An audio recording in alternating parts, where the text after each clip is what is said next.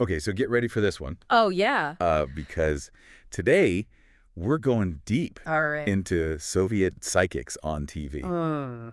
Yeah, someone out there is very curious about this. Interesting. And I have to admit, Yeah. I kind of am too. Yeah, it's a fascinating little window into Yeah. a really pivotal moment in history. Totally. We're talking late 1980s. Oh, wow. Gorbachev, reforms are in full swing. The USSR is teetering on the edge of massive change. Right.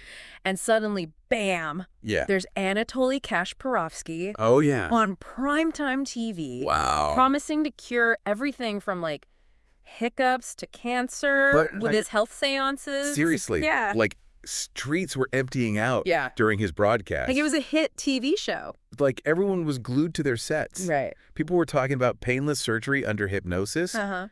And wait for it. Okay. Jars of water. No way. Being charged with healing energy What? by another TV psychic, Alan Chumak.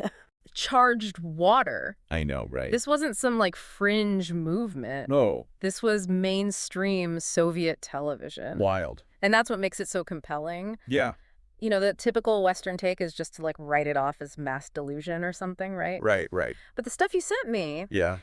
it paints this picture of something way more nuanced. Okay. This wasn't just blind faith. Right. It was about searching for answers Oh, I see. in a world that was losing its old certainties. Right. So was this just like a sign of a society in a state of spiritual confusion? Yeah. Like some argue, or was there something more, something deeper? Yeah, let's unpack it. Okay. What were these extrasensi, as they were called? Yeah. What were they? And why were they suddenly all over Soviet television? Yeah.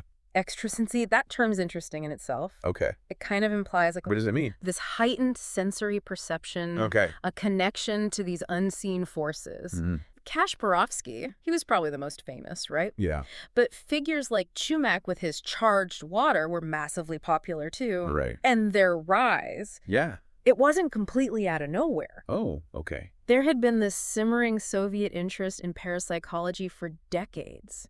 Wait, hold on. Parapsychology in the USSR? Uh-huh. What was that like? Well, They're just like, I don't know, trying to read each other's minds with tinfoil hats? it was more than just parlor tricks. Okay. There were documented telepathy experiments going on as Ah. far back as the 1920s. No kidding. Then, in the 1970s, Yeah. we see research into the biofield. Biofield, what's that? This idea of an energy field around living beings, Okay. which could maybe be manipulated. Wow. And some of this research even had ties to the Soviet military. So we're talking like legitimate scientific inquiry Yeah. into the paranormal, Mhm. potentially even with military applications. Essentially, yeah. That's wild. It is. Suddenly, Kashpirovsky charging liquids doesn't seem quite so far-fetched. No, not really. Were there other areas of Soviet science Yeah. that might have, like, lent credence to his claims? Absolutely. Okay. So alongside this parapsychology research, Yeah. Soviet scientists were making real strides in suggestion and hypnosis. Oh, okay. Some of these techniques even made their way into athletic training. Oh, wow.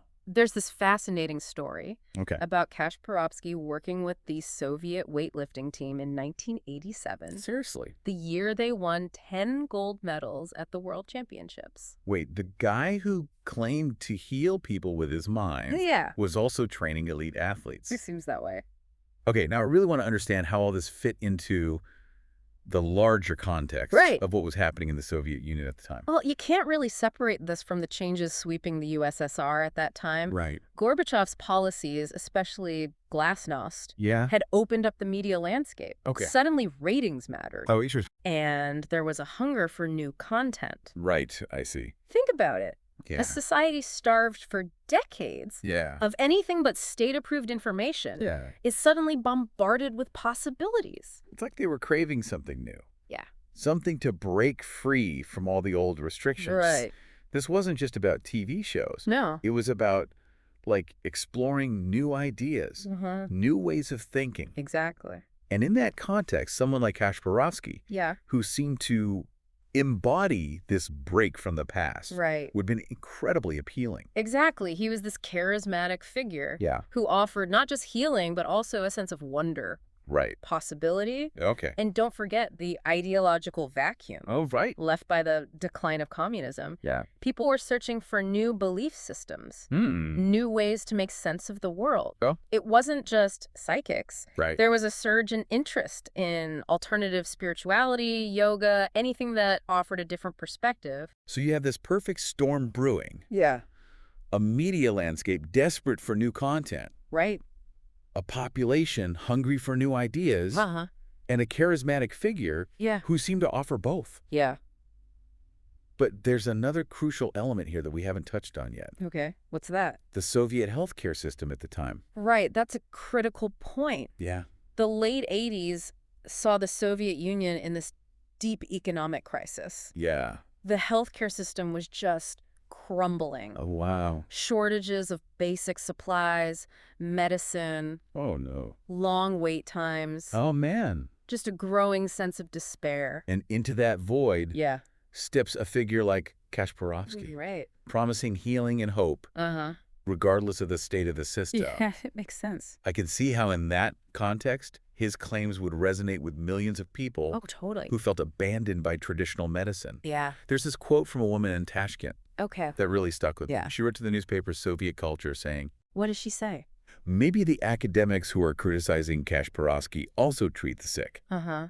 but they're not there for me and my family. Right. We go to the doctor, Yeah. standing in queues for like 2 or 3 hours, Wow. and they give us prescriptions for medicines Yeah. that aren't in any pharmacies. Wow. I mean, it really captures the desperation that Yeah, many right. people were facing. Yeah, it's heartbreaking. Totally. And it just highlights those very real needs yeah. that Kasparovsky was tapping into. Right. This wasn't just blind faith. No. It was about seeking solace and solutions Right. in a system that was failing them. So we've got this incredible confluence of factors. Yeah. Social change, Uh-huh. scientific exploration, Right. a media hungry for novelty, Yeah. and a healthcare system in crisis. Wow.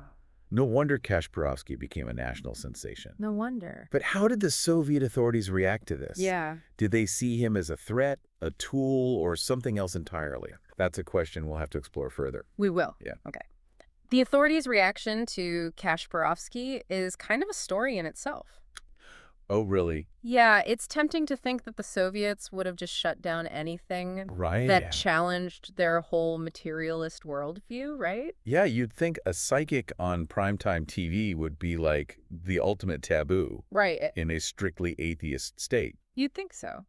But then again, you mentioned that some of that parapsychology research had military ties. Yeah. So maybe they weren't totally opposed to All right. dabbling in the unexplained. That's the puzzle here. Mm. There are these theories Okay. that suggest the government might have seen Kasparovsky Yeah. as like a tool for social control at first. Oh, interesting. Maybe a way to distract people Okay. from the economic hardship, the political turmoil. Right, because, I mean, his broadcasts were airing on state-controlled television, Exactly. and he was allowed to travel abroad, Mm-hmm. which was a rare privilege Yeah. for a Soviet citizen. was- But then you also have the fact that alternative treatments, Right. including Kasparovsky methods, Yeah. were eventually outlawed in 1993. That's right.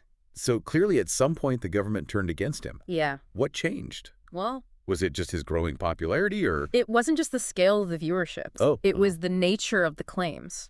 Oh, I see. Kasparovsky, he was bold, Yeah. but Chumak was arguably even more outlandish. Really? Just picture it. Okay. Millions of people holding jars of water up to their TV screens, believing that this guy could imbue it with healing powers.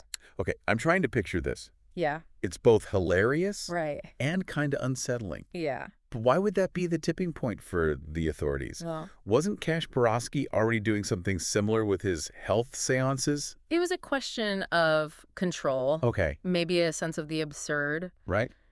pushing it too far. Hmm. Kasparovsky, at least he kind of framed his practice within the language of suggestion and hypnosis, Oh, which had some scientific grounding. right. But Chumak's claims, Yeah. they seem to just defy any kind of rational explanation. So it wasn't just about atheism versus belief. Yeah. It was about the kind of belief, Right. the kind of influence these figures were wielding. Exactly. It must felt like things were slipping out of their grasp. Yeah, and the media, newly emboldened by Glasnost, started running critical reports about Kasparovsky's methods. Really? the Ministry of Health denounced him as a charlatan. Wow. There were concerns about potential harm, Yeah. especially after a diabetic patient reportedly fell into a coma Oh, no. after one of Kasparovsky's broadcasts. Wow. And he refused to cooperate with the ministry's requests to research his techniques, Oh, okay. which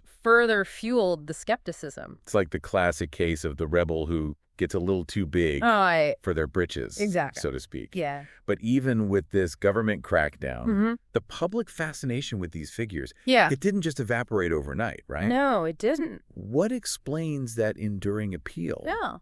even in the face of all this criticism and controversy? To understand that, I think we need to consider not just the context, Yeah. but also the medium itself. Okay. Television, especially in the late Soviet era, Right. had this incredible power. People Mhm. were used to getting their information Mm-hmm. and their worldview Yeah. from this single controlled source. Right. And suddenly they had this new, Yeah. visually captivating medium Okay. offering alternative narratives, So alternative authorities. It's interesting to think how much the medium itself Yeah, shaped the message. I think so. These psychics were masters of television. Yeah. Especially Kasparovsky, Uh-huh. with his intense gaze and authoritative voice. Right. Totally tailor-made Yeah. for the intimacy of the TV screen. He understood the power Yeah. of that direct address, creating a personal connection with the viewer. Yeah. And then there were the live healing sessions. Oh, right. Millions of people gathered in front of their televisions, Yeah. engaging in these collective rituals, Right. sharing in this experience of hope and possibility. It almost sounds like a proto-reality TV show. Right. This blend of spectacle, Yeah. drama, and personal transformation. But Mhm. there was also a genuine belief Right. in his powers, too. Right. How do we reconcile that Yeah. with this idea of media manipulation? It's not an either thing, right? Right. The human mind. Yeah. It's so complex, Yeah. capable of holding these seemingly contradictory beliefs. Okay. At the same time, people weren't just passive consumers being Yeah. brainwashed. Yeah. They were actively seeking meaning Uh-huh. and solutions Right, yeah. in a world that felt really unstable. So it was this confluence of genuine need, Yeah. media savvy, Uh-huh.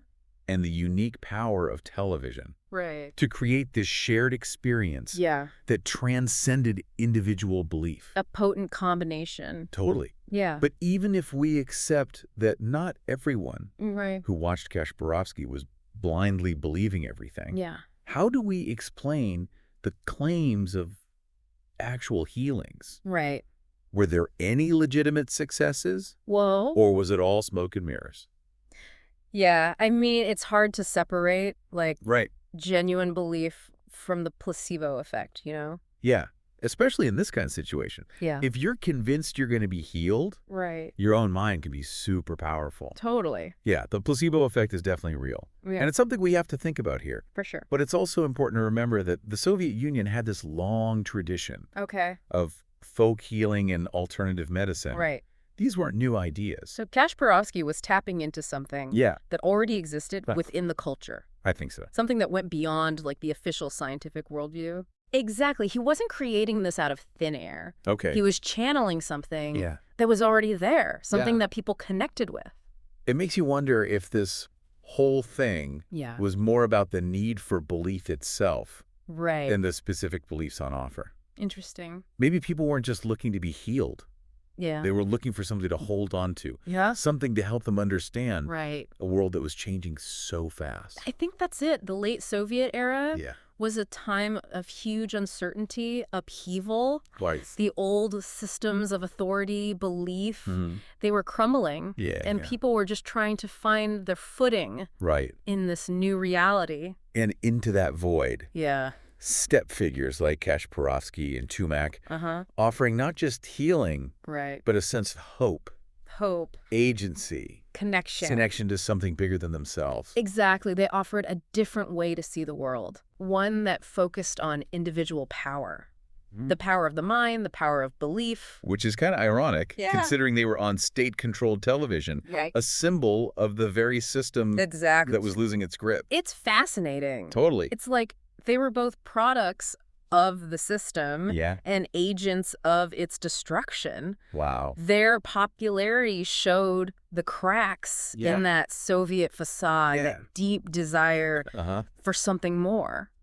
So maybe they didn't Right. single-handedly bring down the Berlin Wall or anything, Yeah, but they were part of this larger cultural shift. definitely. This shift toward individualism, alternative ways of thinking, Yeah. questioning the old narratives. Exactly. They were a symptom of a society in transition, grappling with these huge questions of identity, belief, belonging. And those questions are still relevant today. Oh, absolutely. Right? We may not have psychics on primetime TV anymore, but we're still dealing with uncertainty. Yeah. The search for meaning, the allure of easy answers Right. in a really complex world. So what can we learn Well, from the story of Soviet psychics on TV? I think a lot. Yeah. How can we use those lessons Yeah. in our own lives? Yeah. In the way we deal with all this information, Right, yeah. the constant claims, Right. counterclaims. Yeah. I think the key is critical thinking. Okay. We have to be skeptical, Right. question everything, Mm-hmm. demand evidence, Yeah. be wary of anyone who claims to have all the answers. Right, or offers simple solutions. Exactly. Be aware of our own biases. Yes. Our need for certainty. How easily we can be manipulated. It's about remembering that the world is complex. Yeah. There are rarely simple solutions to complex problems. Yeah. Embrace nuance. Be comfortable with uncertainty. Okay. Be willing to change your mind All right. when you see new evidence. And remember that the search for truth Yeah, is a journey, it is. not a destination. Well said. Thank you. We may never fully understand the mysteries of the mind, the Right. power of belief, that strange pull of the paranormal, Yeah. but by asking questions, Yeah. challenging our assumptions, staying open to new ideas, Right. we can keep learning and growing. Totally. Make sense of this weird, Yeah. wonderful world Totally. that we live in. So we can laugh at the Soviets holding jars up to their TVs, Yeah. but we shouldn't dismiss the deeper questions that Right. this raises. About belief, the media, Right. that human need for hope, Yeah. connection. When the world feels chaotic. It reminds us It does. that even the strangest beliefs Yeah. can tell us something important Yeah. about ourselves. About our society, about how much we crave meaning, Right. purpose. Well, that was quite the journey from Very charged water to the fall of an empire. The fall of an empire. Looked at a lot. A lot of ground. And who knows? Yeah. Maybe we all learned something today. Maybe we did. Got a little more understanding. Understanding, empathy, Empathy curiosity. about the world. And that's what it's all about, right? That's the whole point. The goal of a good deep dive. That's a wrap for us. Okay. Thanks for listening.